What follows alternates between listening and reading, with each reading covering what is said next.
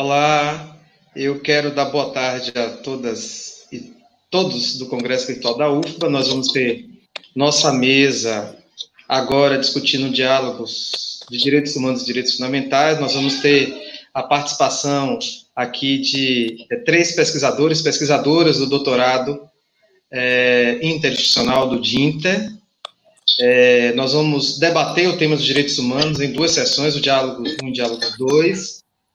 E eu quero dizer a vocês que nós vamos estar com o Live Comments aberto no Facebook e no YouTube.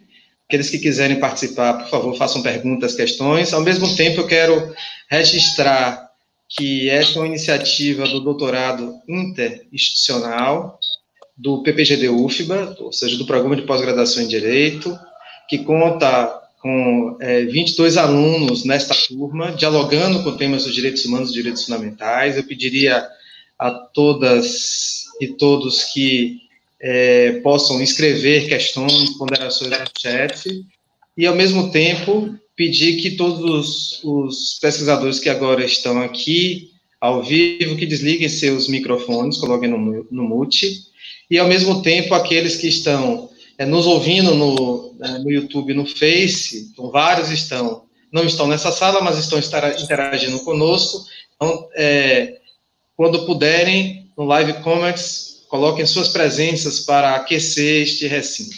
Tá? Então, qual a questão básica hoje que nós trazemos nos Diálogos 1 e Diálogos 2? Agora, às 17h30, que questões de direitos humanos são questões importantes? Como é que o novo constitucionalismo norte-americano, latino-americano, pode ser um instrumento importante de reflexão? E, da mesma forma, nós vamos trazer uma reflexão sobre o chamado estado de coisa inconstitucional, que foi uma experiência também da Colômbia. Então, vai ser uma reflexão, um diálogo sobre matrizes constitucionais e afirmação de direitos humanos, principalmente com as influências, nesse primeiro momento, latino-americanas. Aí eu passaria de logo para Manuela Verne. Manuela Verne é mestre em Direito, é doutoranda em Direito, é professora universitária, pesquisadora, tem trabalhado vários temas que se relacionam com o tema dos direitos humanos. Eu passaria para ela para as considerações iniciais, que eu vou tentar dialogar com ela. Então, eu provoquei os doutorandos e doutorandas. Meu nome é Júlio Rocha, sou professor da Faculdade de Direito da UFBA, sou do Programa de Pós-Graduação. Provoquei doutorandos e doutorandas a refletirem sobre os direitos humanos e direitos fundamentais. E eu queria fazer uma pergunta para iniciar esse debate. De que forma a gente pode, Manuela Verne, refletir sobre algumas das experiências latino-americanas na perspectiva dos direitos humanos? Muito obrigado, boa tarde, vamos lá. Olá, gente, boa tarde a todos e todas, sejam bem-vindos ao nosso seminário. É muito interessante essa pergunta do professor para a gente iniciar, porque a gente vai ter uma visão, que eu vou tentar trazer um pouquinho para vocês, uma visão do constitucionalismo da América Latina. Quando a gente fala nessa visão de mudanças constitucionais e mudanças voltadas a um melhor entendimento e interpretação legal, a gente não pode deixar de falar de um procedimento de um caminho que a gente está seguindo e uma tendência que é o novo constitucionalismo na América Latina. E aí a gente pode pontuar o surgimento desse constitucionalismo ainda no contexto do pós-guerra e as diversas correntes neoconstitucionalistas que vão surgindo e criando uma nova interpretação da Constituição do Estado de Direito, e principalmente das características pontuais da nova Constituição latino-americana. Então, gente, quando a gente começa a discutir um pouquinho essa visão de uma nova categoria no constitucionalismo em si, a gente vai ter de início uma ideia que existe uma disciplina nas ciências jurídicas que, mesmo que não pareça, ela conta com uma qualidade muito intrínseca, que é um problema voltado à inovação. E que direito, que ciência jurídica é essa? É o direito constitucional. Certamente a gente não tem como trabalhar as razões de forma tão íntima e próxima de um direito constitucional sem levar em consideração questões voltadas à democracia, governo e direito. E, então, logo, esses três pilares, que é a democracia, governo e direito, vão buscar um fundamento do constitucionalismo em geral. E o direito constitucional, ele passa a ter uma dimensão legal muito mais ampla e, muitas vezes, a necessidade de muito particular. Quando fala essa ideia do particular, é que a gente começa a verificar que cada nação, por exemplo, trabalhando aqui no viés da América do Sul, cada nação vai ter uma modificação substancial no seu modelo constitucional, uma visão de como essas categorias podem ser evidenciadas no contexto nacional e não num contexto europeu somente. Se a gente parar para analisar, numa evolução natural da sociedade, a gente tem um primeiro momento que a gente traz uma legislação estrangeira, muitas vezes alienígena ao nosso direito, e começa a fazer arranjos institucionais para tentar adaptar ela à nossa realidade. E isso a gente chama de processo histórico. Mas chega um momento, quando a gente vai para o direito constitucional, que é de suma importância a realização de uma revisão desses entendimentos constitucionais, para você poder ter uma adequação melhor daquele Estado constitucional, dentro de uma construção legítima daquela sociedade.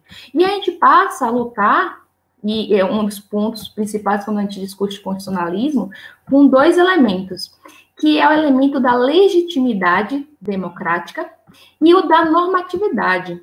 Então, gente, a gente vai ter uma Constituição que a gente vai trabalhar com diversas decisões políticas que são fundamentais, mas a gente também vai ter um pensamento da soberania popular, do entendimento do mecanismo de legitimação democrática de um determinado local, uma determinada cultura, um determinado povo. E aí, a gente esbarra, muitas vezes, em algumas reações garantistas. Por quê? Porque se a gente para analisar, se a gente pegar, por exemplo, alguns países aqui da América Latina, como Equador, Colômbia, por exemplo, a gente vai ter uma Constituição que é totalmente baseada em direito europeu. Então, a gente traz uma ideia europeia que passa a ter um esvaziamento no decorrer das últimas décadas do século XX. E esse esvaziamento a gente traz com o pensamento de uma baixa significativa de uma posição doutrinária de influência real de povos europeus. A gente passa a ter um contexto histórico e social aparecendo dentro da nossa Constituição. É muito importante a gente entender esse viés do contexto histórico e social quando a gente fala de direito constitucional, é porque a gente tem a ideia do desenvolvimento do procedimento histórico, do processo histórico de cada nação. A gente passa a ter uma necessidade que vem ali muito gritante a partir da década de 70, mas de uma forma muito mais forte da década de 80, início da década de 90, na América Latina, com a discussão de que essas teorias garantistas, elas foram assumidas pelo novo constitucionalismo latino-americano, mas com outro pensamento, com a outra visão. E que outra visão seria essa? Uma visão de uma teoria democrática da Constituição. Uma visão de que a Constituição pode ser o limitador de um poder constituinte. A gente começa a superar e avançar na definição da palavra Constituição. E como formular, como trabalhar essa evolução constitucional sem ter uma fórmula real e aplicável, efetiva, de democracia? E aí eu começo toda uma discussão, falando de democracia, de um poder constituinte onde a soberania popular possa ser ouvida, expressar sua vontade numa configuração e numa limitação do Estado, mas também na própria sociedade como um todo.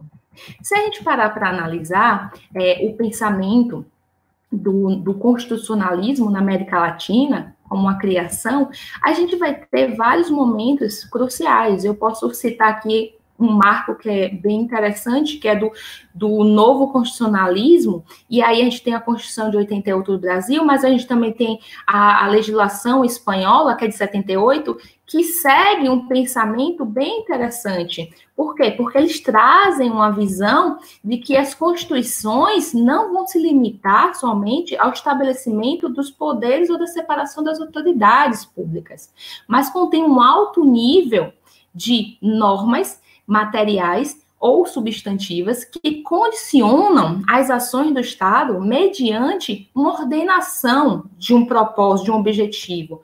Qual o objetivo legislativo? Será que a gente tem que ficar aprisionado num objetivo legislativo que seja somente de uma classe específica, de uma classe elitista? A gente tem várias discussões quando a gente fala de um movimento de neoconstitucionalismo do ponto de vista de uma análise de uma teoria do direito. Mas seria puramente uma teoria do direito ou uma teoria da Constituição? Então, a gente passa a ter alguns questionamentos. Se eu vou me prender somente a um direito ou a um pensamento mais amplo, um pensamento constitucional? Então, eu vou ter um fundamento que vai ser uma análise da dimensão positiva de uma Constituição, para a qual é necessário analisar a legitimidade da democracia, a legitimidade para formular a vontade constituinte. Para quem eu estou transferindo a minha vontade constituinte? Quem vai me representar? Quem vai representar os meus direitos? O direito de uma nação como um todo. Então, a necessidade de um pensamento, de uma análise, por exemplo, do neoconstitucionalismo, a gente passa a criar uma ideia interpretativa da Constituição do Estado de Direito. Resumindo, a gente vai pegar um movimento chamado neoconstitucionalismo e vai buscar dentro dele, sem quebrar a ideia dele, como o Estado de Direito vai se transformar no Estado de Direito constitucional. Um Estado democrático de direito constitucional, onde eu vou ter uma presença homogênea e dos principais critérios de interpretação do constitucionalismo. Então, eu passo a trabalhar com a ideia de que é possível ter um novo constitucionalismo, ao mesmo tempo, sem ferir direitos básicos da norma. Mas se a gente parar para analisar essa ideia de um novo constitucionalismo em si só, a gente vai ter uma ideia de um constitucionalismo como um mecanismo pelo qual os cidadãos determinam e vão limitar também o poder público. Ele vai ter uma ideia de participação. Gente, quando a gente fala desse pensamento do novo constitucionalismo, a gente tem que recuperar a origem radical democrática do constitucionalismo e fornecer a eles mecanismos atuais para torná-los cada vez mais úteis na identidade entre a vontade popular e a Constituição. Esse é um ponto muito importante, que inicialmente a gente teve já uma aplicação em alguns países da América Latina, posso citar aqui a Venezuela, Bolívia, Equador, Colômbia. Inicialmente teve algumas dificuldades na sua implementação, mas a gente conseguiu, de acordo com cada adequação, fazer a sua aplicação. Mas é muito importante a gente entender a ideia de identidade da nação. Não é simplesmente eu pensar num constitucionalismo totalmente voltado para uma nação que não tem conexão com a nação a qual está sendo aplicado esse direito. E aí a gente passa a imaginar o seguinte: eu possuo dentro do meu país um direito voltado a todos, um direito que é constitucional. Eu tento trazer para esse direito constitucional o máximo de aplicabilidade real. E aí, a aplicabilidade real é efetiva. E aí eu passo a entender um pouquinho quais são os processos de cada aplicação. E aí tem uma fala que é bem interessante de Martinez, que ele trata o seguinte: o novo constitucionalismo latino-americano. Ele descreve como um constitucionalismo sem país. Porque você tem algo que vai ser aplicado a uma nação específica, de forma específica, e que vai diferir do constitucionalismo anterior, porque ele vai ter num campo de legitimidade algo muito mais amplo, mais efetivo. Mas, falando ainda dessa ideia de por exemplo, constituições latino-americanas, a gente pode trabalhar com a ideia de que cada vez mais a gente tem um pensamento mais revolucionário. A gente sai daquela ideia de um liberalismo conservador e passa a ter um pensamento mais revolucionário. A América Latina, ela carecia sobremaneira de processos constituintes ortodoxos, ou seja, totalmente democráticos. A gente tinha algo muito imposto.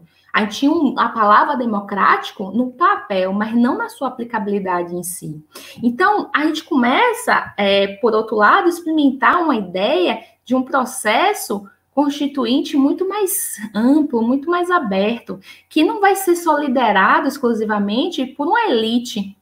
Eu vou ter povo, a população se representando, muitas vezes, nesse poder constituinte.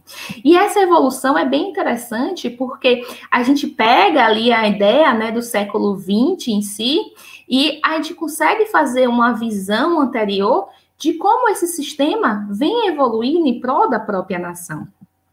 E aí, quando a gente pensa nesse sentido, a gente vai ter a ideia de que as constituições do antigo constitucionalismo, apesar de cumprir os objetivos que uma elite havia determinado, ele muitas vezes não tinha uma organização voltada ao povo, realmente, a quem faz parte do sistema democrático.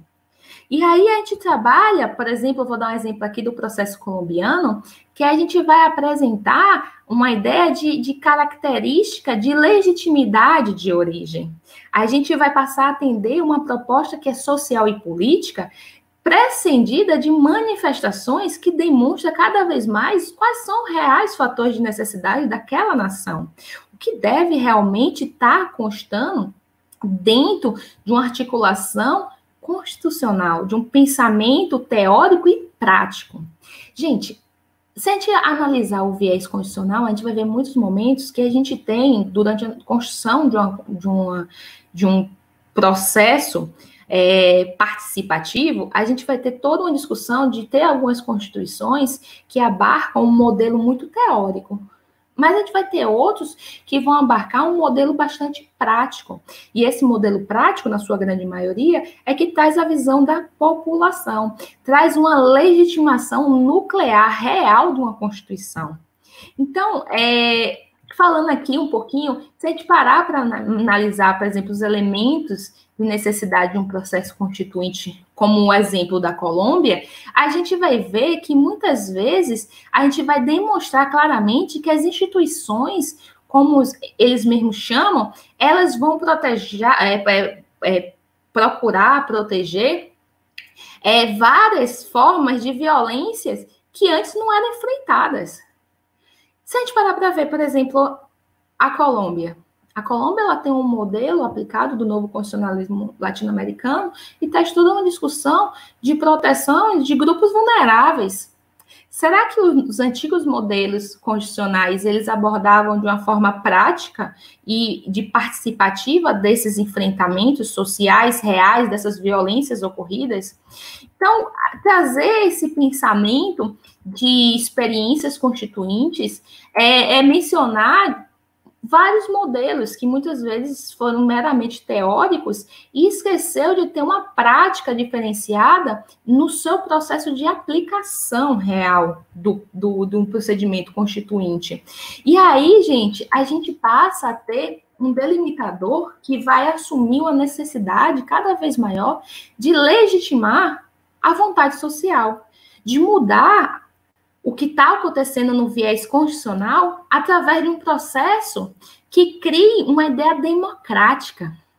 Muitas vezes a gente vai verificar que quanto mais a gente organiza, a gente vai identificando maiores desigualdades. Mas como tentar minimizar essa desigualdade através de um processo constitucional, de um procedimento que vai criar uma direção a um Estado constitucional, que seja tanto teórico como prático?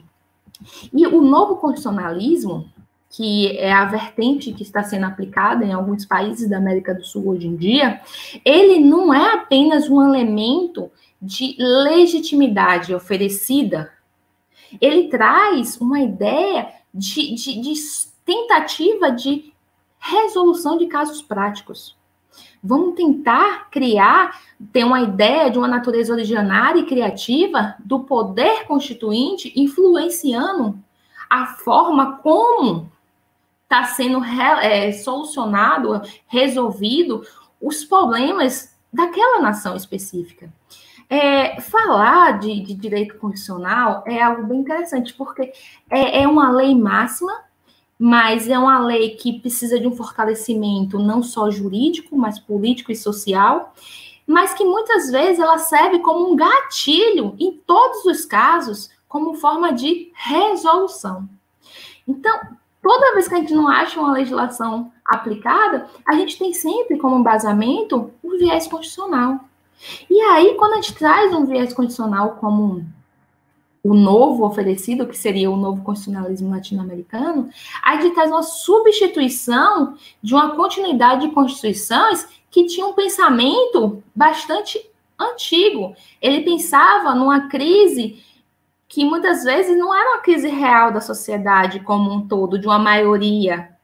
E esse novo texto traz uma capacidade inovadora de a gente ver uma essência no objetivo da mudança. A gente traz uma ideia de que o antigo constitucionalismo ele tem um problema fundamental na sociedade que não é a resolução prática, real. Então, a gente reconhecer que a gente passa por vários segmentos constitucionais até achar o modelo mais apropriado, que possui um efeito jurídico mais aplicável à nossa nação, é algo que vai trazer uma facilidade, uma possibilidade, um raciocínio, de uma interpretação dos nossos tribunais constitucionais. Porque se eu trago uma base literária, uma base de texto na minha Constituição que seja inclusiva e participativa, eu vou poder ter o fato de ter uma Constituição com a sociedade plural. Eu vou poder analisar de forma mais ampla o que está acontecendo, quem são os sujeitos da minha nação. E aí, já caminhando aqui para o meu fechamento, eu trago uma visão de que muitas vezes a gente precisa trabalhar com pensamentos, com fundamentos que ativem de forma direta o poder constituinte para avançar na sociedade e romper com sistemas anteriores típicos de um constitucionalismo fraco, elitista e não local, estrangeiro, certo? A gente pode aqui muito bem trazer alguns pensamentos para a gente entender um pouquinho dessa ideia, nesse sentido de uma Constituição forte, que é um compromisso que a gente vai buscar através do instrumento constitucional, através de uma soberania popular e do governo conjunto. Por exemplo, a Constituição da Colômbia, de 1991, também é conhecida como forma de participação democrática, porque ela permite que certos grupos da sociedade participem na sua construção e com tribunais que realmente analisem de forma concreta cada tipo de sociedade que você possui. Como eu tenho também no Equador a Constituição de 1998, que foi chamada de governo participativo, como na Venezuela e na Bolívia, a gente tem uma Constituição que a gente chama de democracia participativa. No Equador, gente, é bem interessante porque ele traz em 1998, uma ideia de governo participativo, mas em 2008 ele revê esse pensamento e traz uma ideia de uma participação da democracia. Então, esses países que eu citei aqui, como a Colômbia, o Equador, a Venezuela, a Bolívia, eles têm uma preocupação de um compromisso constitucional de promover a participação por meio de fórmulas diretas, não questionando a essência de um sistema representativo da democracia. Então, eu tenho amplamente presente todas as suas constituições, todos os seus pensamentos de legitimidade, de avanço da democracia. Eu não estou aqui tirando a ideia de uma representação, mas eu estou incluindo algo que possa auxiliar para essa representação também emane do povo. E aí, gente, a gente pode aqui falar que muitas vezes a gente vai ter a necessidade de superar as desigualdades econômicas e sociais e de aumentar cada vez mais uma ideia de um constitucionalismo com um papel muito mais participativo do Estado, não só na economia, como no viés social, no viés político, e trazer uma visão muito mais ampla do reconhecimento de direitos básicos daquela nação específica. Com isso eu encerro um pouco a minha fala. Eu venho aqui fazer uma provocação, essa ideia é mais uma provocação para a gente entender que às vezes é necessário a gente não se prender só em um modelo único de procedimento constitucional. É possível a gente fazer uma adequação da nossa Constituição à realidade da nossa nação, e é algo que a gente tem que fazer essa provocação e essa reflexão, porque a gente precisa analisar. Será que, por exemplo, no Brasil, eu falei o exemplo de alguns países da América Latina, mas, por exemplo, no Brasil, não seria o momento da gente rever um pouquinho essa reflexão sobre o nosso modelo constitucional? É uma provocação que eu deixo aqui para vocês. Professor Júlio. Vamos lá. Eu acho que foi fundamental suas ponderações, Manuela, e eu queria só fazer uma pequena contribuição. Primeiro que, o que é que difere da Constituição do Equador, da Colômbia, da Venezuela, da Bolívia, diante dos contextos expressos por você no novo constitucionalismo? Porque, assim, se a gente diz lá atrás que o novo constitucionalismo... eu me lembro que eu peguei aqui uma frase de Guattini, que esse neoconstitucionalismo ele fala da rigidez constitucional, da garantia jurisdicional da Constituição, da força vinculante, da sobreinterpretação da Constituição, da aplicação direta das normas constitucionais, da interpretação conforme a Constituição, da influência da Constituição sobre as relações políticas de uma forma geral. Esse novo constitucionalismo que surge nas constituições latino-americanas, eles trazem um elemento diferencial. Eu vi Daiane, inclusive, Santos, que é do meu grupo, quando a gente fala, por exemplo, de representação no Senado Federal para indígenas, é algo de uma reforma política extremamente significativa. Ou na Câmara dos Deputados, a participação afro-colombiana é muito interessante. Mas também no Equador, o Tribunal Constitucional Plurinacional, a jurisdição indígena, tanto na Colômbia quanto no Equador. Então, que contribuições você pode dar? De que questões interessantes a gente pode entender dessas constituições? Então, depois dessas respostas iniciais, ou sua leitura dessas respostas, eu passaria para o Alício, para a continuidade das discussões. Vamos lá. Agradecer a presença aí dos diversos colegas que estão nos comments, pelo apoio, fazendo perguntas, mandando abraços, parabenizando sua apresentação. Manuela. Vamos lá. Se a gente parar para analisar, como o professor pediu, na visão do Equador e da Colômbia, o Equador ele teve um processo que eu digo que é mais resistente de concretização do período do processo do novo constitucionalismo. Não foi algo que foi tão fácil de ser implementado dentro do país, porque existem diversos interesses envolvidos. Na Colômbia, a gente teve um procedimento que eu acho que foi, na minha visão, um procedimento que facilitou a sua implementação. Por quê? Porque eu trouxe o pensamento de que eu vou ter alguns mecanismos de inclusão, mas eu não vou ter elementos que modifiquem sob maneira também os procedimentos legais constitucionais. Por exemplo, se eu pegar a ideia do processo constituinte colombiano, eu vou ter uma ideia de um pensamento de situação de emergência em que o país vivia. Tanto é que eu posso citar aqui o decreto legislativo, que é o 24 de 90, 1926, de 24 de agosto de 1990, que ele afirmava que os fatos que demonstram claramente que as instituições, como eles achavam e projetavam, não são mais suficientes para enfrentar as várias formas de violência que eles precisavam enfrentar. Então, se a gente pega, por exemplo, os povos indígenas, a gente tem uma combinação de pensamento de diversas violações gritantes no modelo de como estava sendo enfrentado o direito e as questões indígenas no país. A necessidade de você ter tribunal que tivesse a flexibilidade de fazer julgamentos de acordo com o seu povo, de acordo com realmente os seus conflitos reais.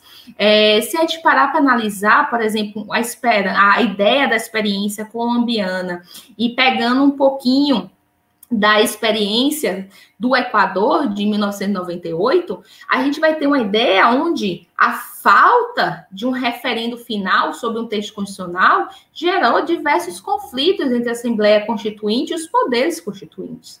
Eles enfraqueceram a legitimidade de tal forma da nova Constituição que, posteriormente, ela teve modificação em 2008, como eu falei aqui. Então, tentando responder a pergunta do professor aqui, eu começo a ter uma necessidade de uma visão mais pluralista do meu próprio ordenamento jurídico e ver como é que eu vou aplicar isso dentro dos meus tribunais. Os tribunais, eles vão seguir um ditame constitucional. Se eu não tenho uma previsão constitucional para julgamento de um povo específico, eu vou julgar de forma igualitária a todos? E os direitos diferenciados dos povos mais vulneráveis? Como é que eu vou fazer?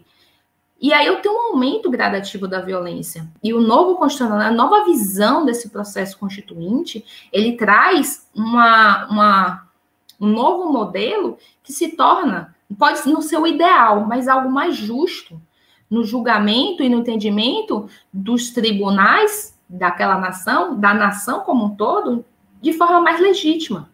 Eu passo a ter uma experiência que eu vou modulando o que é a teoria e a prática resultante de cada poder constituinte, de cada denominador comum da minha população.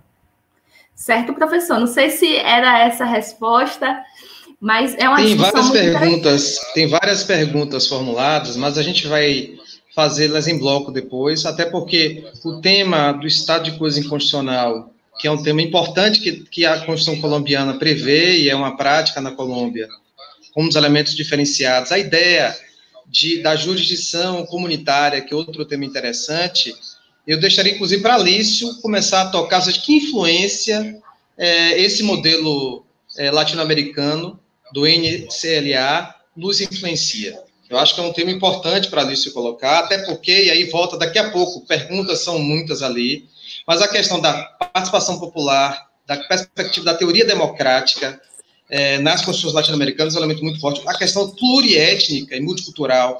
Então, assim, se a gente for observar, é um traço muito forte do ponto de vista formal. A grande questão, eu estive na Colômbia em dezembro e logo Manuela Verne vai fazer uma visita depois desses momentos que a gente está vendo da pandemia. Como é que se dá agora, na prática, a implementação de algumas garantias constitucionais expressas na Constituição colombiana? Tá? Então, é uma reflexão contínua, porque nós tivemos uma decisão recente da Suprema Corte colombiana que revogou legislações locais que eram extremamente avançadas. Então, para a gente ver que a tensão, ela não se estabelece só... O fazer constitucional, ele é constante. Por isso que quando a gente fala de direitos humanos, qual a importância dessas constituições? Aí eu passaria para Alício, doutorando Alício Rocha, para falar um pouquinho do estado de coisa inconstitucional e sua influência aqui no Brasil. Depois a gente volta com Manuela para a continuidade aí, ou seja, como é que Venezuela, os limites, inclusive, desse constitucionalismo latino-americano. A Bolívia, nós tivemos ruptura institucional, inclusive, na própria Bolívia. Então, é um tema muito delicado esse, ou seja, nós temos uma Constituição avançada com um governo com perda de legitimação popular. Alício, vamos lá, com você. Obrigado, professor Júlio. Uma boa noite a todos. Eu sou Alício Rocha, sou professor da Faculdade Pio X aqui de Aracaju, Sergipe, doutorando da UFBA, doutorado em Direito, vinculado ao PPGD UFBA. A mim, me coube a gente tratar aqui de um artigo que trata do estado de coisas inconstitucional e a superlotação do sistema carcerário brasileiro. É um artigo da professora Renata Miranda Lima e da professora Samantha Ribeiro Meyer Plug Marcos, certo? Feito enquanto a professora Renata Lima estava fazendo o curso de mestrado na Universidade 9 de Julho, sob a orientação da professora Samantha Meyer-Plunk, certo? Então, é um artigo bastante interessante, tema moderno demais, tendo em vista a questão posta em sede da arguição de descumprimento de preceito constitucional, a arguição de descumprimento de preceito fundamental, a DPF número 347, ainda em apreciação no âmbito do Supremo Tribunal Federal, que houve o deferimento de uma liminar na medida cautelar em 2015, em setembro de 2015, certo? Que trouxe aí alguns reflexos para a nossa situação de crise no sistema penitenciário brasileiro, certo? Então, esse artigo, ele trata sobre essa situação, e eu trouxe aqui, anotei alguns pontos para que a gente reflita e dialogue aqui sobre o entendimento das professoras. A primeira anotação é que essa situação de crise no sistema carcerário brasileiro, no sistema penitenciário brasileiro, é uma situação que vem se discutindo aí ao longo de décadas, e estamos ainda, infelizmente, longe de resolvermos a situação, certo? É uma situação sempre polêmica. Na semana passada participamos aqui do Congresso de Direitos Humanos e Direitos Fundamentais em tempo da pandemia da Covid-19, quando a professora Laine Pimentel, pesquisadora lá da Universidade Federal de Alagoas, tratou também dessa situação de superencarceramento e de dificuldade em relação ao sistema penitenciário brasileiro, e a gente vem sempre discutindo esse tipo de situação, e estamos ainda caminhando, para ver se a gente efetivamente consegue. E justamente o conteúdo do artigo das professoras vai justamente nessa linha, de inovação no âmbito da jurisdição brasileira, na declaração de estado de coisas inconstitucionais em sede da liminar na DPF 347 pelo ministro Marco Aurélio, referendada lá pelos ministros em plenário, certo? Que trouxe essa situação, essa declaração em relação ao sistema penitenciário nacional, certo? Então, a gente vai tratar aqui alguns pontos que eu achei interessante do artigo delas, que eu convido aí os colegas, os participantes, os estudantes, os professores, que a gente possa vir a debater essa situação, que é uma situação como as próprias professoras fazem, e a gente tem essa convicção, são bastante polêmica, tendo em vista que, por mais que se busque, inclusive judicialmente, a judicialização dessa situação, estamos longe de uma resolução, de uma viabilidade de resolução. Como o professor Júlio estava dizendo, a influência dessa técnica decisória de declaração de estados de coisas inconstitucionais, ela veio da Corte Constitucional Colombiana, esse país latino-americano em que muita da desestrutura, da carência de direitos, de efetivação de direitos sociais, direitos fundamentais, direitos humanos, a gente vivencia também aqui no Brasil, certo? Então, por isso que a gente tem que fazer esse marco trazendo aí essa aproximação, porque a influência na nossa jurisdição veio da Colômbia, da Corte Constitucional Colombiana. Mas vamos lá, certo? Então, diante dessa situação de crise, certo? Vivenciou-se na Colômbia e vivencia-se, até hoje, e também no Brasil, de forma bastante semelhante, essa situação de violação massiva de direitos humanos, de direitos fundamentais das pessoas presas, em nosso precário sistema penitenciário nacional, certo? Então, essa situação foi levada ao STF pelo PSOL, representado pela Clínica de Direitos Humanos da Universidade Estadual do Rio de Janeiro, certo? E trouxe aí, na relatoria do ministro Marco Aurélio, essa declaração de estado de coisas inconstitucionais do sistema penitenciário nacional, com o deferimento de alguns pedidos constantes, da inicial, mas ainda de forma discreta, e isso a gente vai tratar, certo? Então, diante dessa situação que é amplamente conhecida por nós todos, especialmente nós operadores do direito, né, e amplamente noticiada na imprensa de crise no sistema penitenciário, né? Inclusive, essa situação de crise, ela traz a polarização, né? Numa decisão da Corte Constitucional da Colômbia, na sentença de tutela 153 de 1998, houve a determinação para que a implementação de políticas públicas na Colômbia também ocorresse com a implementação, com a construção de novos presídios, né, com ampliação do sistema carcerário. E isso a gente vê muito no Brasil atualmente, essa discussão dessa polarização aí de teses, sendo que há sempre aquele anseio, aquele clamor social de exasperação das penas, de expansão do direito penal, com recrudescimento, né, das penas, aumento e ampliação dos tipos, e que para boa parte da população o bandido, entre aspas, para quem eles dizem, né, que o preso, o denunciado, o processado, que boa parte trata já pejorativamente aí,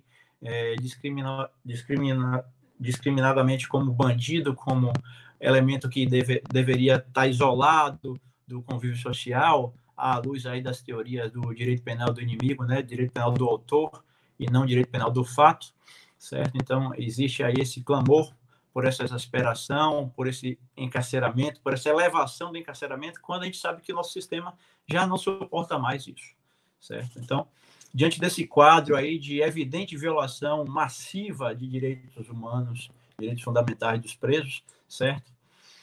Essa declaração veio aí, mas ainda de forma discreta, certo?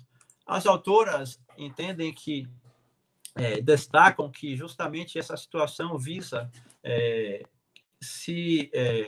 evitar que, já que a situação é de ampla demanda, né, são diversas pessoas nessa situação demandando aí dignidade no cumprimento de sua pena, na execução de sua pena, tendo em vista que essa violação massiva de direitos humanos é uma situação que resulta na total ausência de dignidade humana na execução da pena no sistema carcerário brasileiro, assim como também no sistema carcerário da Colômbia, certo?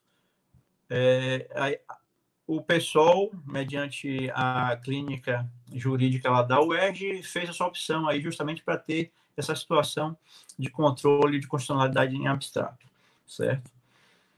Então, essa situação, hoje, nessa linha que se discute muito a situação do ativismo judicial, ela vem ter muita discussão também sobre quais seriam os limites, né, do Supremo Tribunal Federal na atuação do controle de constitucionalidade, no exercício da sua jurisdição, certo? As autoras citam o professor Lênin Streck. O professor Lênin Streck é um crítico ferrenho aí do ativismo judicial. Inclusive, elas fazem a menção a um texto do professor Lênio, onde ele destaca que a declaração na DPF 347 do estado de coisa inconstitucional pelo Supremo Tribunal Federal seria o auge do ativismo judicial e seria um instituto inviável de ser pensado na prática no Brasil, pois, no Brasil, se levado a sério o nosso país, o Brasil seria declarado inconstitucional em razão da dissonância do que ele se propõe a ser na Constituição Federal e o que ele realmente é, certo? Então, podemos ver aí, semanalmente, a coluna do professor Lênin Streck, e que ele é ferrenho crítico aí do ativismo judicial. As autoras, elas trazem, na linha da pesquisa delas, uma posição intermediária, certo? Elas fazem toda essa questão do histórico, né, da declaração do estado de coisa inconstitucional, técnica decisória implementada a partir da Corte Constitucional da Colômbia em 1997, né, primeiramente na sentença de unificação número 559 de 97, onde se discutia direitos previdenciários dos professores, né? Posteriormente veio aí a sentença de tutela 153 de 98, que trata da situação do sistema carcerário na Colômbia, especificamente em penitenciárias de Medellín, de Bogotá, mas é uma situação que se estende também para o restante do país, certo? E a partir dessa sentença de tutela 153/98, a gente pode utilizá-la como marco na prolação aí da decisão da liminar pelo Supremo Tribunal Federal em sede da ADPF 347, certo? Então, a utilização, segundo as autoras da declaração do sistema do Estado de Coisas inconstitucionais, vem nessa linha de envidar, né, as instituições estatais a dialogar, a construir soluções estruturantes, né, para superar esse quadro de violação massiva, absurda de direitos fundamentais, direitos humanos, certo? De modo que as pessoas presas, né, principalmente aquelas presas cautelarmente, presas provisoriamente, certo? Que se restabeleça a sua dignidade no cumprimento da prisão definitiva pelos já condenados, mas para aqueles, principalmente, especialmente aqueles que estão em prisão provisória, em prisão cautelar, né, que tenham respeitado os seus direitos e sua dignidade humana, certo? Então, elas trazem um resumozinho do que a Corte Constitucional da Colômbia estabelece como requisitos para a declaração de estados de coisas inconstitucionais. Seriam 3 requisitos que eu vou destacar aqui, porque é sempre bom a gente trazer essa didática ao diálogo, né, que seriam 3. Né? Primeiro, uma existência de um litígio estrutural, né, massivo e estrutural, né? Não é situação pontual, não é situação casuística, e sim de generalizada estrutural, certo? Então, esse litígio estrutural acaba por, se for demandado individualmente, vai assoberbar o Poder Judiciário com demandas demais, prejudicando, inclusive, mais ainda a solução. Então, quando se trabalha nessa situação, né, de controle de constitucionalidade em abstrato, né, dentro dessa situação já para buscar a solução desse litígio estrutural, se busca justamente facilitar. Então, o primeiro requisito para essa técnica, a utilização da técnica de declaração de estados de coisas inconstitucionais seria a existência desse litígio estrutural. Segundo requisito, já tratamos, mas é sempre bom ressaltar, a ocorrência da violação massiva de direitos fundamentais. Também não nada pontual, nada casuístico, e sim generalizado, né? E, por último, a inércia, a omissão dos poderes constituídos, dos poderes públicos, em cumprir as suas atribuições, em fazer, concretizar, efetivar os direitos sociais, os direitos humanos, os direitos fundamentais. Seriam esses 3 requisitos para dar ensejo aí à declaração, certo? Então, a sentença de tutela 153/98 da Corte Constitucional Colombiana fez essa consideração de que estariam milhares de pessoas presas sem acesso à dignidade, né, sem acesso aos seus direitos mínimos, aos seus direitos humanos, certo? Então, ela declarou, né, esse estado de coisas inconstitucionais no sistema carcerário colombiano, declarando superlotação presidiária, deficiências nos serviços públicos de assistência social nos presídios, né, império da violência nos presídios, a ocorrência de extorsão, de corrupção, e no âmbito da finalidade preventiva da pena, enquanto ressocializadora, também a situação da falta de oportunidades e meios para a ressocialização dos presos, declarando que as prisões teriam se tornado mero locais de repositório de pessoas, certo?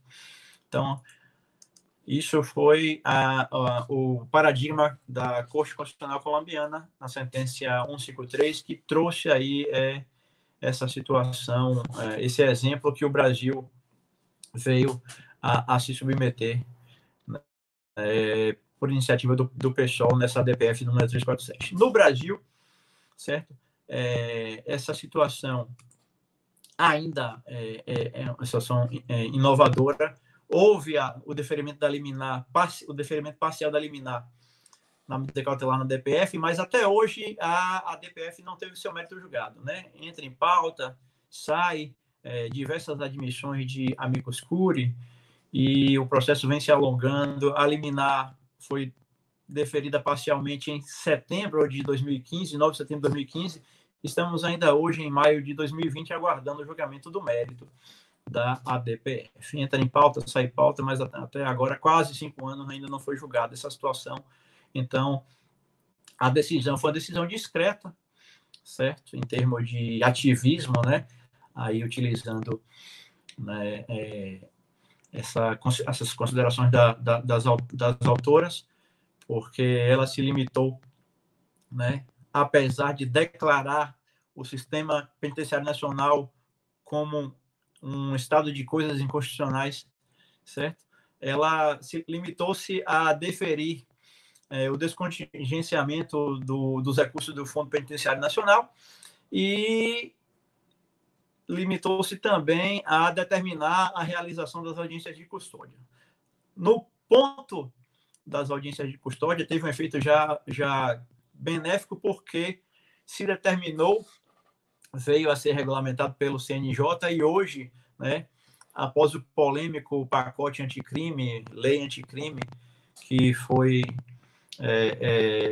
realizado por intermédio da promulgação e publicação da Lei Federal 13.964 de 2019, certo?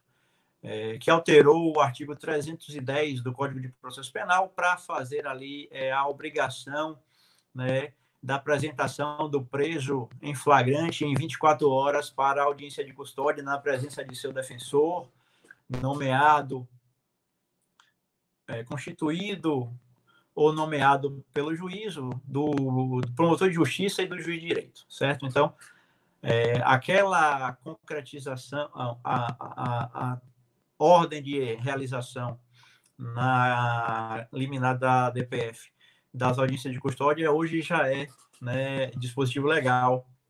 Então, nesse ponto, teve um efeito bastante interessante, mas a gente tem que destacar que, apesar da gente ter essa convicção de que a audiência de custódia ultrapassa aquela velha figura do auto de prisão em flagrante no papel, que distanciava a situação, as condições pessoais do preso, né, da ciência ali pelo magistrado, pelo promotor de justiça, e hoje o preso está mais próximo, porque ele é apresentado, né, com seu advogado ao juízo criminal e ao Ministério Público Criminal, e isso faz com que o juiz e o promotor tenham uma maior sensibilidade em relação à situação subjetiva pessoal do preso, né? Mas isso não é suficiente ainda, né? Tal implementação, inclusive, não foi suficiente para diminuir o encarceramento dos presos cautelares, dos presos provisórios, certo? Então,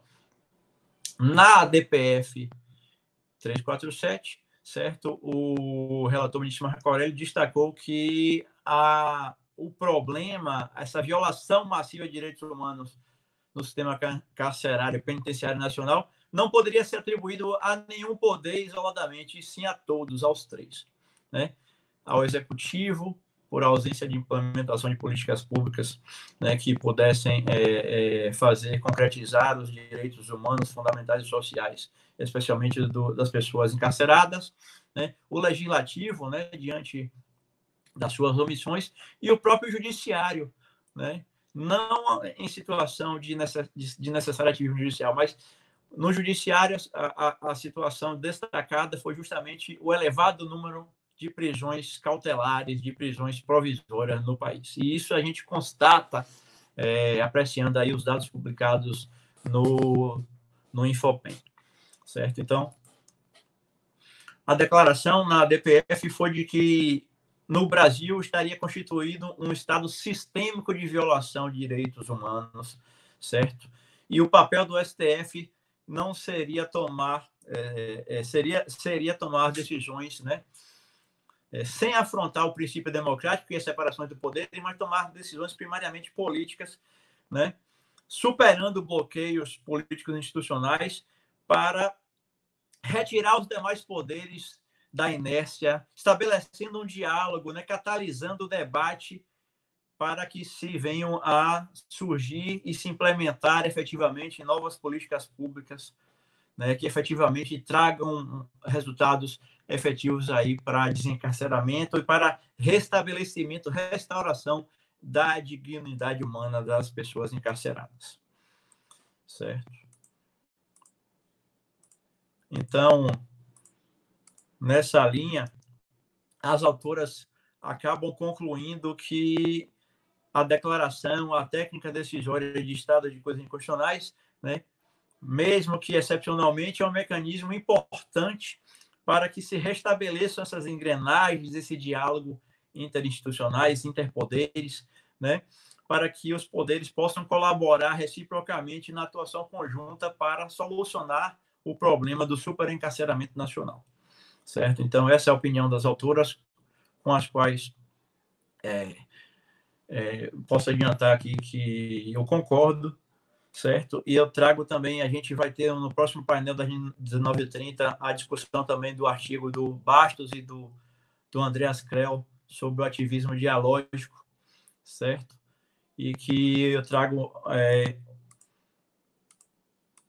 a lição também do Bastos e Krell nessa discussão que a gente vai ter daqui a pouco, que eles afirmam que em sede dessa ADPF 347, a decisão, né, do ministro Marco Aurélio, referendada lá pelo plenário, trata-se de um ativismo judicial dialógico e estrutural, né, capaz de ser corretamente interpretada pelos tribunais nacionais e de formar, né, fomentar essa base teórica para que haja essa intervenção legítima e eficaz interpoderes, né, no sistema penitenciário do nosso país.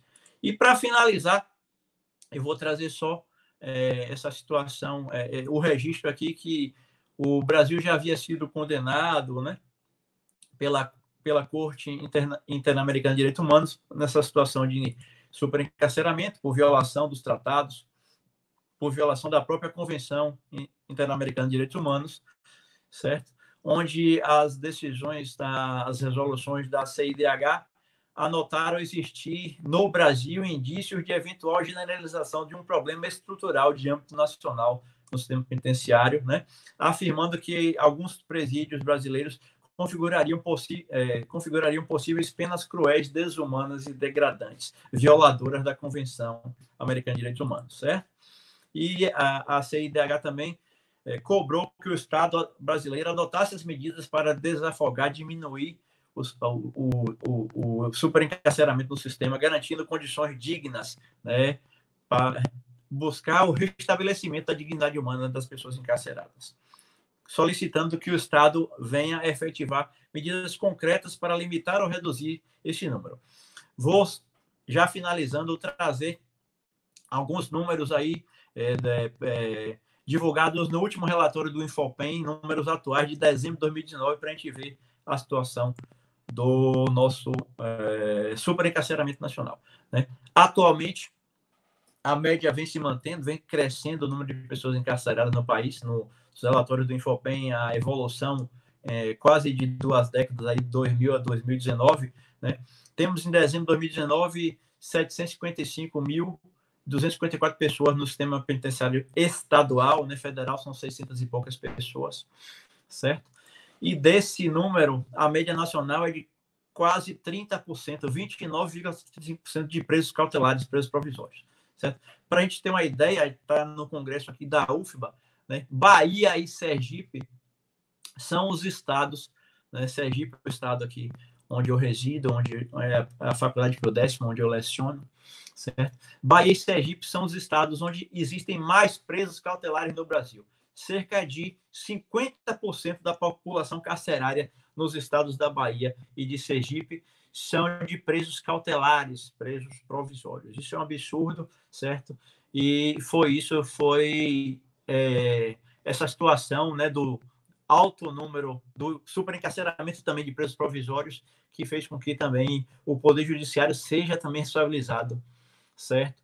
Pelo superencarceramento nacional também, certo? Só para finalizar, pessoal, né, temos hoje 442.349 vagas, dados de dezembro de 2019, e já um déficit de 312.925 vagas. Só para a gente anotar, a época do artigo das autoras Renata Miranda e professora Samanta Ribeiro, à época o déficit de vagas era menor do que o atual, certo?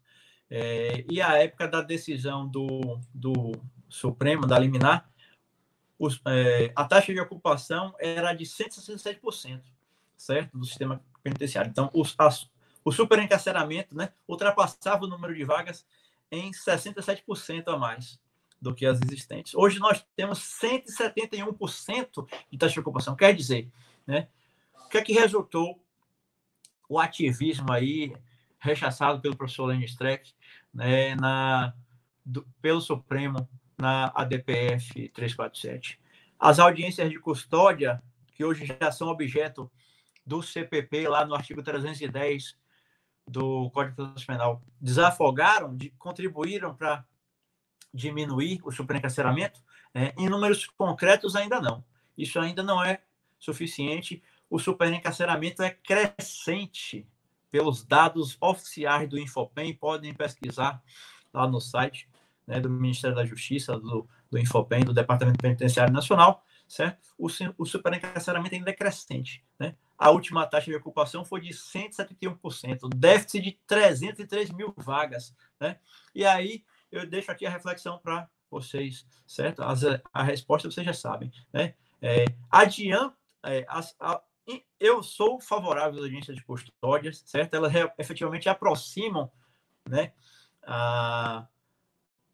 ao Poder Judiciário, ao Ministério Público, conhecer da situação pessoal da pessoa presa de mais perto e assim podem, na medida do possível, substituir, como deve ser, né, como impõe a Constituição, como impõe o Código de Processo Penal, certo? Substituir a prisão privativa de liberdade por medidas alternativas, por medidas cautelares diversas da prisão, em sendo a prisão a última ratio aí, né, a ser estabelecida. Deveria ser assim, né? Então fica aqui essa reflexão, certo? Infelizmente, né, ainda não temos o resultado, né, da agência de custódia, um resultado suficiente, não contribuiu ainda substancialmente para a diminuição aí do superencarceramento da população carcerária, e fica aqui a reflexão, tal qual a sentença de tutela 153 de 1998, né, a decisão incide na nossa DPF 347, né, houve uma colaboração para a diminuição do superencarceramento, resolve, como determinou a Corte Constitucional colombiana, somente se ampliar, se construir novos presídios? Sabemos que não. Certo? Sabemos que estamos longe de resolver o problema justamente porque não há dignidade humana, não há a necessária concretização, né, dos direitos sociais, dos direitos humanos fundamentais, né? Não há educação, não há acesso ao mercado de trabalho, então não há direitos mínimos, né, assegurados aos cidadãos, quanto mais as pessoas encarceradas, certo? Então, deixo aqui essa reflexão para vocês, certo? E vamos prosseguir depois no próximo tema aí também a tratar de superencarceramento. Professor Júlio, obrigado, eu agradeço aí a todos a oportunidade, certo? E fica aí a reflexão. Obrigado, Alisto. Ótimo. Eu vou, antes de passar para Sérgio, eu já vou adiantar algumas questões aqui, porque eu acho que são importantes, porque tem a ver com Manuela Verne, para entrar, inclusive, nesse debate nosso aí. Como é que a gente pode... Esse constitucionalismo que é eurocêntrico, vamos ver quem tem alguém digitando, não sei quem está digitando, fechar o mute, por favor, do microfone. Diana faz uma pergunta, né? Uma Constituição brasileira, demais países da América Latina, a partir de viés unicamente eurocêntrico, confirma o constitucionalismo tardio abordado por alguns constitucionalistas. Como é que você, Manuel, observa, e aí eu volto depois para Sérgio, e a gente volta para arrematar, Alice, viu? Como é que a gente pode pensar esse constitucionalismo desses países e como novidades do ponto de vista constitucional, né? Cristiana Nascimento me pergunta: o novo constitucionalismo é formado por ciclos, como multiculturalismo, reconhecimento de diversidade cultural, direitos indígenas. O importante trabalho de Manuela Verne, inclusive, sobre o tema dos direitos indígenas. Acho que é um tema que ela vai abordar. Ela que está falando de Paulo Afonso Bahia, Alício, que está falando de Aracaju, não é isso? Pronto, nós estamos aqui várias questões. Então, assim, como é que a gente trabalha texto constitucional carecendo de representatividade, negros, LGBT, mulheres, etc. Aí eu queria fazer uma pergunta para a Manuela, que ela pode arrematar, para depois a gente tratar do estado de coisas constitucional. Esse estado de coisas que surge em 1997, na Constituição de Colômbia, mas assim, nós temos hoje uma deputada federal indígena na história, que é Joênia Apixana. Aliás, ontem aprovou na Câmara dos Deputados o apoio assistencial, ajuda assistencial para quilombolas indígenas. Ou seja, como é que a gente resolve, como é que essas constituições tratam da representação? Tem alguma pista? Que elementos interessantes podem se observar nesse novo constitucionalismo? Aí você tem perguntas de Geraldo, inclusive. O novo constitucionalismo latino-americano permite melhor avaliar o conceito constitucional de povo, porque considera a diversidade dos povos. Mas aí vem redação de trabalhos científicos. Como a gente trabalha o novo constitucionalismo com as cláusulas pétreas? Será que podia ter retrocessos com a defesa de direitos fundamentais? Em um país tão plural, como é que a gente fala como é que está o caminho de um Estado plurinacional? Ou seja, que contribuições aí finais você pode dar antes de eu voltar para a Alice e chamar o Sérgio? Chamar o Sérgio para ficar conosco também. Vai lá, Manu. De forma bem resumida, um pouquinho de cada aí para responder. Uma coisa que a gente tem que imaginar é o seguinte, que Gastin ele já traz isso, esse pensamento de algumas características formais que são condições de constitucionalização, né? E ele traz esse viés da existência de uma Constituição rígida, que traz essa dificuldade de modificar, uma dificuldade de ter um conteúdo de núcleo modificável, né? Porque ele passa a ser modificado por cada cláusula pétrea. Mas a gente também tem que entender que, apesar da gente ter mecanismos que, querendo ou não, eles protegem e dificultam a modificação do nosso direito constitucional, a gente precisa ter uma evolução dessa ciência jurídica. Quando a gente pensa no direito constitucional em si, numa visão de um processo constitucional de um país, de uma nação, a gente tem que entender que ela tem que ter uma inovação de acordo com a sua nação, com os direitos que vão surgindo, com as necessidades que vão surgindo. Não é fácil fazer uma mudança constitucional, não é. Não é fácil você lidar com uma ciência jurídica que envolve tantos interesses dentro de uma nação, mas é fundamental, dentro dessa dimensão legal do constitucionalismo, a gente entender de forma bem particular os interesses da nação como um todo, como, por exemplo, dos povos indígenas. Será que é justo eu ter o mesmo tribunal que vai julgar, por exemplo, um homem branco que tem uma cultura totalmente eurocêntrica e que defende aquele modelo elitista, eu fazer o julgamento dentro daquela mesma proporção de um homem indígena que nunca teve contato ou que teve contato, mas tenta manter a sua cultura? Será que é justo a gente manter esse pensamento tão unitário e não pensar de uma forma tão plural, já que a gente vive em uma nação plural?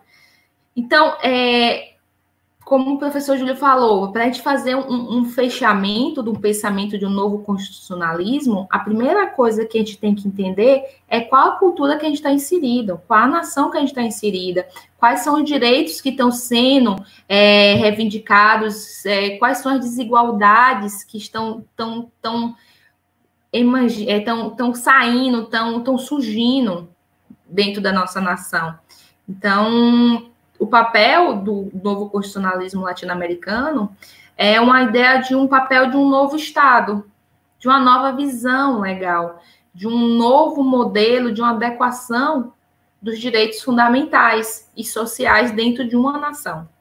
Então, a gente vai ter algumas dificuldades, vamos ter algumas dificuldades, temos várias resistências, vamos ter várias resistências. Os países que estão fazendo a implementação também possui as suas dificuldades, possui os seus retrocessos, possui os seus avanços, mas eu acho que enquanto a gente não trazer à baila esse pensamento, essa discussão, essa reflexão da necessidade de inovar o direito constitucional, a gente não vai poder ter uma efetividade desse direito na prática, uma efetividade de uma proteção de violência de grupos vulneráveis, uma ideia de uma realidade social, certo?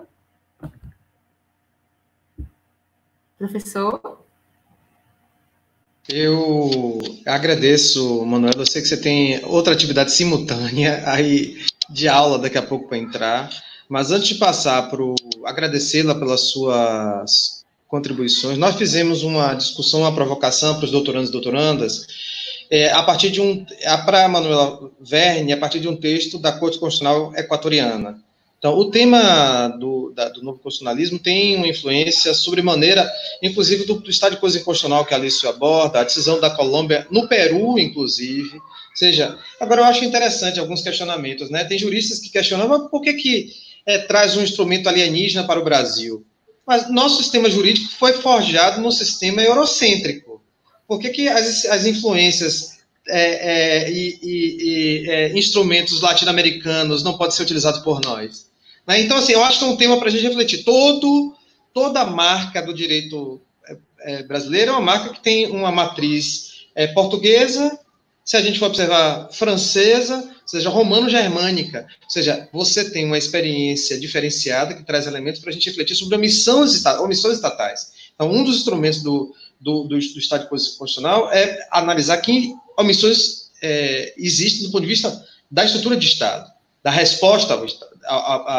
O Estado tem que cumprir direitos humanos, né, direitos fundamentais. Mas eu acho que uma ponderação. O Sérgio está na casa, já está conosco aí, para fazer mais uma reflexão. Manuela Verne, eu acho que tem várias perguntas, depois lhe passo, porque algumas para você pensar, inclusive, e passar para Sérgio para arrematar uma ponderação aí para a gente que é importante. Nós temos até 7 horas, então 10 minutinhos, Sérgio, depois eu abro para as questões aí. Muito obrigada, professor. Vou pedir licença aqui ao pessoal. Bom seminário, gente. Um abraço. Bom, então sou eu agora. Obrigado, professor Júlio. Boa noite a todos. Bom, eu sou o professor Sérgio Santana, ensino Direito Penal na Faculdade Pio X, em Aracaju, Sergipe. Parabenizo ao professor Júlio pelo evento e ao meu colega Alício, que me precedeu, pela brilhante explanação do tema, do texto sobre a superlotação carcerária. Para dar um fechamento nesse tema, eu resolvi fazer uma crítica um pouco geral de como chegamos a essa situação. Tá? Por quê? Nós temos a questão da violação dos direitos humanos carcerários, eles não foram gratuitos, tá certo? Mas, na verdade, eles foram construídos ao longo do tempo. Então, nós temos, na verdade, atualmente, uma dissonância entre a Constituição Federal e as práticas que são adotadas, tanto no nível judiciário como administrativo. Então, é possível dizer, até pegando um gancho na situação atual que nós estamos, de pandemia, que nós temos 2 vírus, tá certo, relacionados à questão do encarceramento no Brasil, e que são a superlotação carcerária e a desconsideração da ciência, tá? Superlotação carcerária e desconsideração da ciência. E olhe que esses 2 vírus são altamente resistentes, existem há mais de 20 anos no Brasil, e atuam em perfeita sinergia, ainda por cima, um alimentando e retroalimentando o outro, tá certo? Porque no momento em que o Brasil, ao longo do tempo, vem desconsiderando, não vem se munindo, se alimentando nas suas legislações, nas suas práticas administrativas, política carcerária, política criminal, da ciência, ele fica realmente totalmente desprovido e sem saber onde chegar. Mas, na prática, nós chegamos aonde? A superlotação carcerária. Tá certo? É possível ver, por exemplo, que essa resistência desse vírus, ao longo de 20 anos, fez com que nós saíssemos, por exemplo, de 230 mil pessoas em 2000 para hoje mais de 750 mil pessoas encarceradas. Esses dados são oficiais de 2019. Ora, como nós já estamos aqui em 2020, esses dados, esses números já devem estar beirando as 850 mil pessoas. E um detalhe é que esse daí é um retrato estático. Se nós fôssemos olhar as estatísticas e ver a quantidade de pessoas que passaram pela prisão, nós vamos ver que esse número beira 1 milhão de pessoas. Ou seja, é muita gente encarcerada. E o pior, que é um dos temas, uma das questões desenvolvidas aqui anteriormente, que foi a questão dos presos provisórios. Se nós pegarmos no geral, nesse número dos 755 mil encarcerados, nós temos em torno de 30% de presos provisórios. Ora, será que esses presos realmente deveriam estar lá? Porque isso representa mais de 200 mil pessoas, tá certo? Então, é muita gente. E como o próprio Alício alertou, nesse estado nosso aqui, e na Bahia, fica em torno de 50% das pessoas encarceradas, elas não têm ainda sentença definitiva, são presos provisórios, tá? Então, observe que isso é uma questão que merece uma consideração. E por que é que isso tem acontecido?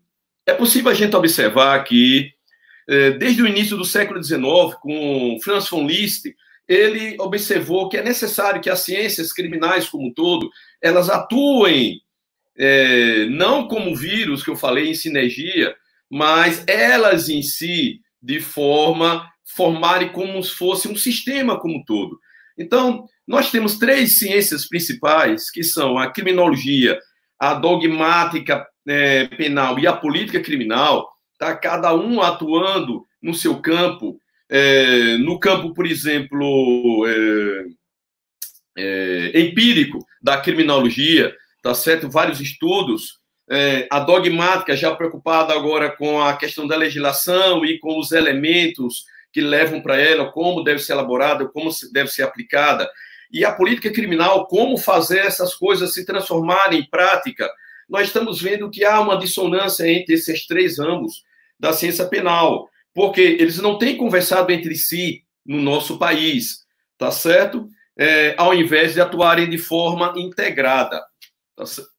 Com relação, por exemplo, à criminologia, nós vemos que a própria criminologia, ela sofreu uma mudança forçada, porque a criminologia tradicional, que alimentou a ideia da própria dogmática e política criminal, que levaram há décadas o Brasil para essa situação atual, estava fundada em coisas que os estudos atuais mostram que são equivocadas, como, por exemplo, aqui a necessidade de se combater o crime, que é um mal com outro mal. Ora, isso daí já é enfrentado há muito tempo, tá certo? Há muito tempo. Basta lembrar a vocês o Beccaria, na metade do século XVIII, 1764, com o livro dos Delitos das Penas, ele dizia que a pena, se tivesse que ser aplicada, deveria ser apenas no estritamente necessário,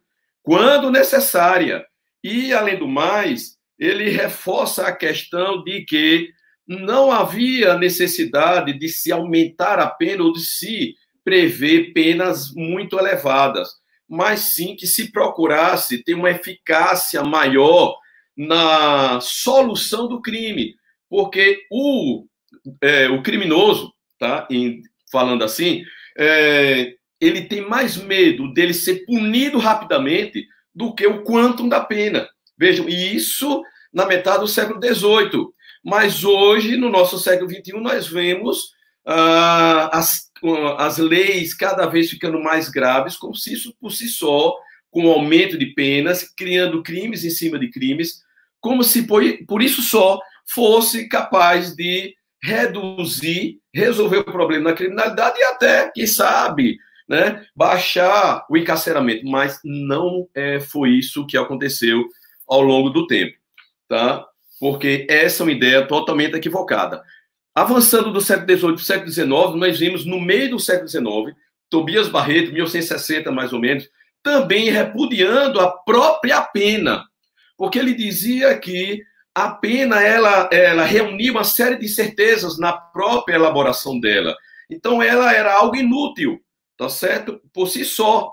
E não deveria ser utilizada, inclusive porque a aplicação da pena, tá certo? Até pena de morte, não ia fazer, por exemplo, restaurar o status quo ante a situação anterior. Se fosse crime de homicídio, não era possível ressuscitar uma pessoa, tá certo? Ou voltar à situação anterior. Teria que se conviver com aquilo dali em diante, tá? Nós vemos que no século XX, Luke Husman, tá? Ele, inclusive, publicou Penas Perdidas, tá? O sistema penal em questão. Por quê? Ele considerava que a aplicação de pena também era algo totalmente inútil.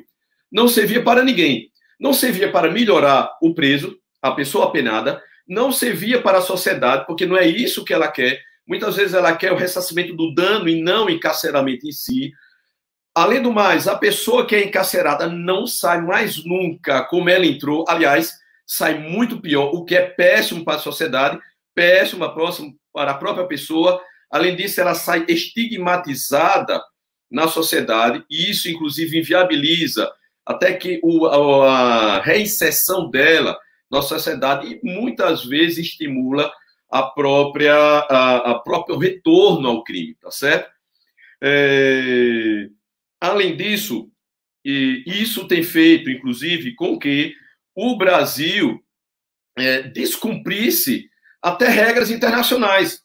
Eu lembro aqui as regras de Mandela, nome hoje das regras mínimas, tá certo? Que são preconizadas pelas Nações Unidas para o preso, tá? E que nós temos o equivalente para as mulheres nas regras de Bangkok, tá? Regra de Mandela, regra de Bangkok. O Brasil simplesmente não segue essas regras, tá certo? E não segue, inclusive, nem a própria Constituição, ok? Então, há uma ofensa generalizada a tudo que é feito no Brasil, e as estatísticas têm mostrado que o encarceramento é crescente. Então, nós temos hoje a curva crescente do coronavírus. Pois bem, nós temos há décadas a curva crescente do encarceramento, sem previsão nem de alcançar um cume e baixar, sempre crescendo, tá certo? Ok? Então, isso é um problemão. O Brasil precisa, então, se socorrer das ciências criminais, especialmente a criminologia, a dogmática penal e a política criminal. Por falar em criminologia, os estudos recentes, pegando, por exemplo, os estudos de Rusk e Kirchheimer, em 1940, os estudos mais conhecidos de Michel Foucault, em 1975, e Pavarini, italiano. Então, são vários. E os estudos têm mostrado o seguinte, que enquanto o tradicional só focava no autor, esquecia até a vítima, o que ela queria, o que era bom para a sociedade, os estudos criminológicos mais recentes mostram uma preocupação não só com o autor seguir na análise da resolução da questão, mas também trazer para o cenário a vítima e também a sociedade. Isso é bem interessante, porque isso está de acordo com os estudos recentes, por exemplo, da justiça restaurativa. Então, nós temos um esforço muito grande do Conselho Nacional de Justiça no Brasil, oriundo de estudos e esforços internacionais da ONU, em duas frentes, na audiência de custódia e da justiça restaurativa. Audiência de custódia desde 2015, para forçar, digamos assim,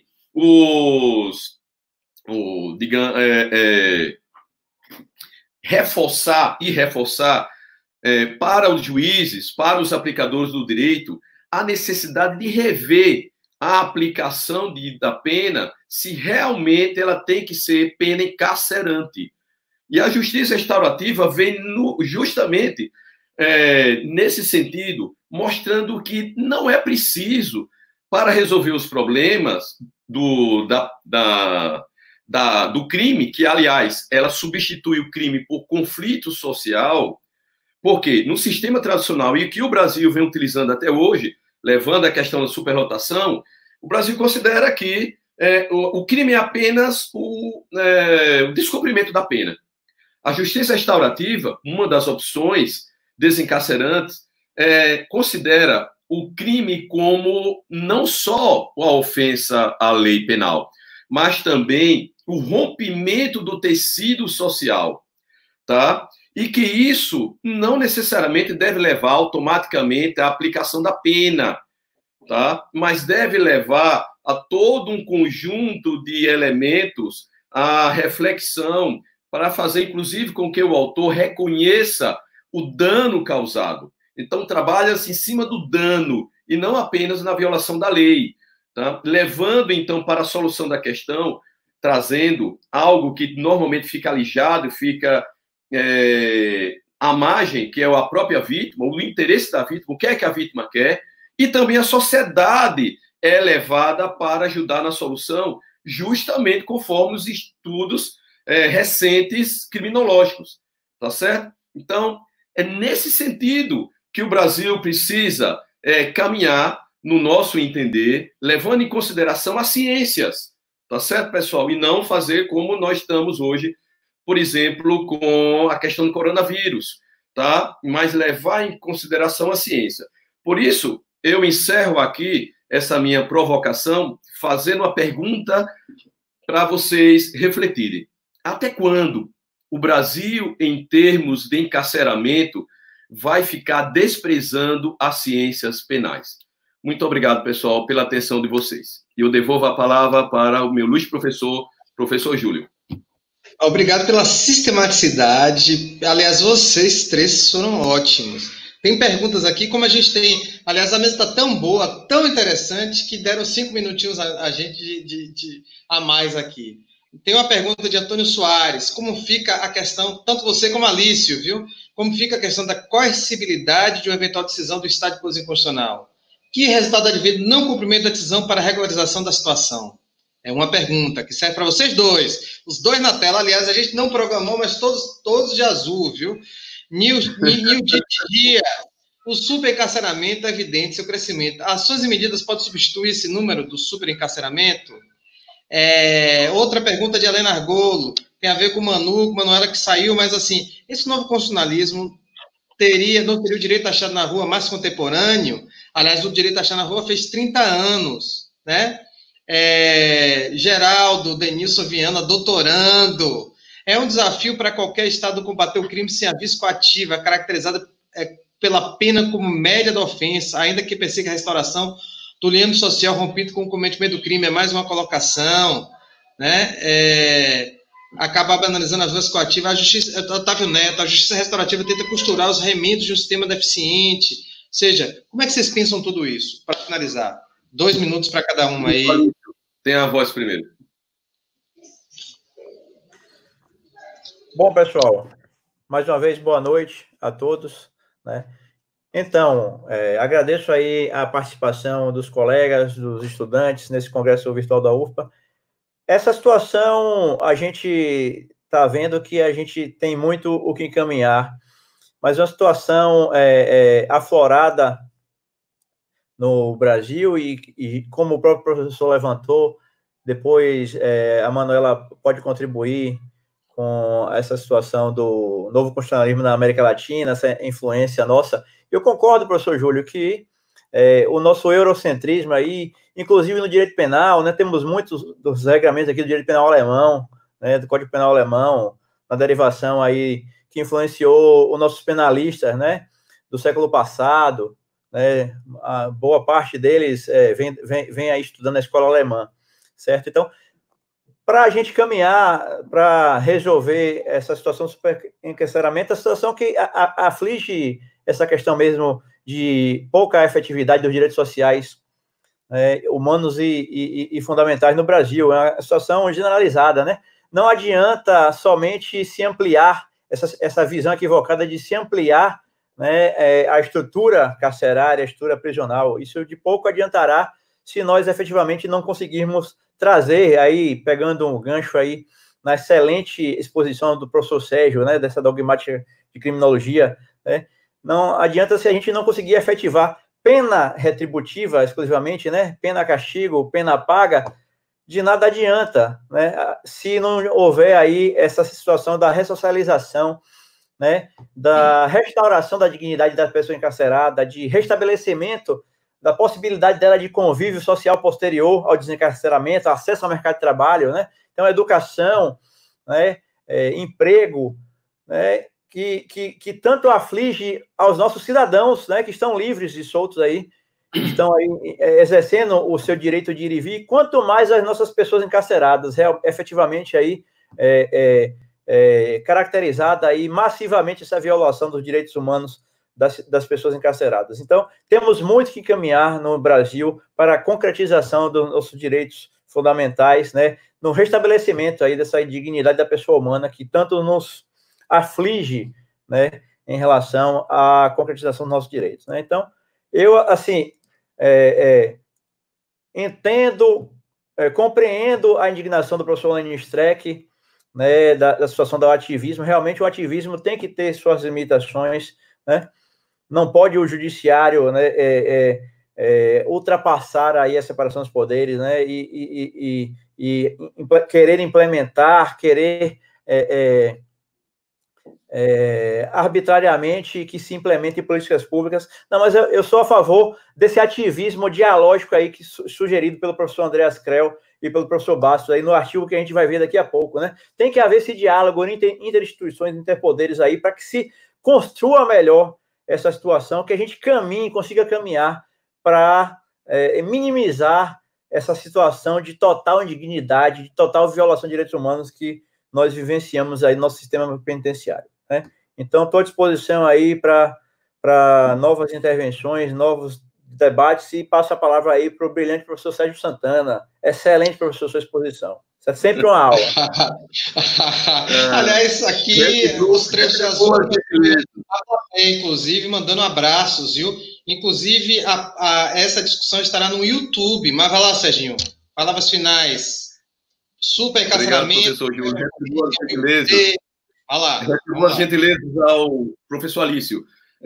Existe uma frase muito comum, inclusive nós vemos nos livros pronunciada normalmente, às vezes sem muita reflexão, que diz o seguinte: a prisão é um mal necessário.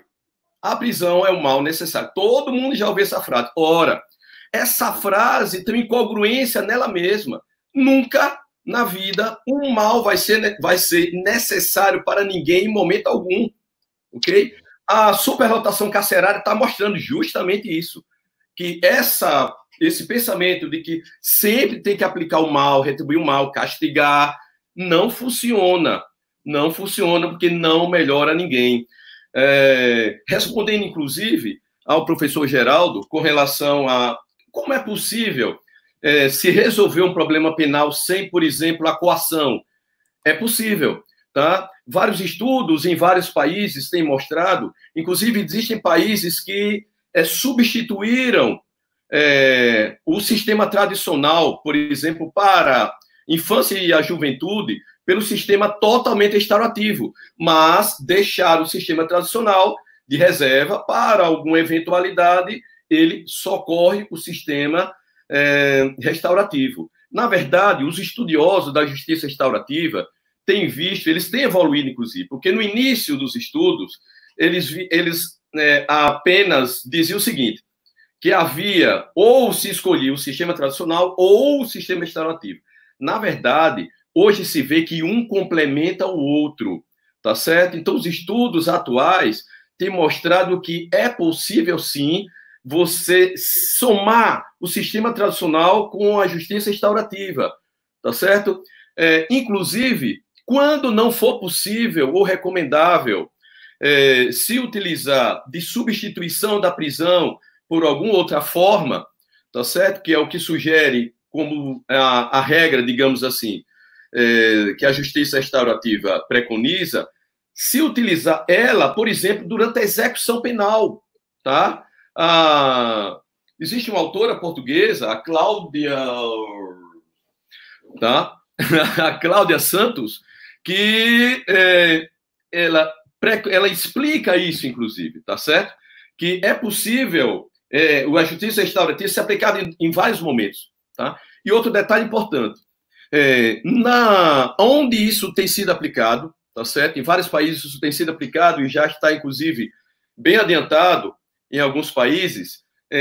Quando se chama o autor do crime para assumir a sua responsabilidade, isso é bem interessante, porque isso acaba muitas vezes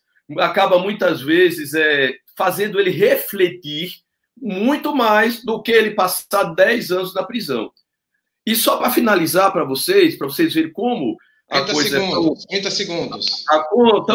Vai cair a sala. O Brasil, ele é um dos criadores da própria criminalidade, na hora que ele reúne vários criminosos para pensarem como, e tempo eles vão ter demais, podem praticar novos crimes. Obrigado. Obrigado a todos e todas que participaram aqui da nosso congresso virtual. Muito obrigado, doutorandos e doutorandos, Alício, Sérgio, Manuela, todos que estão nos ouvindo. Um grande abraço, muito obrigado, viu? Pela presença brilhante. Abraço, gente. Próxima mesa, 19h30, na próxima sala, tá? Até mais. Um abraço a todos. Obrigado, um abraço a todos aí. Muito obrigado.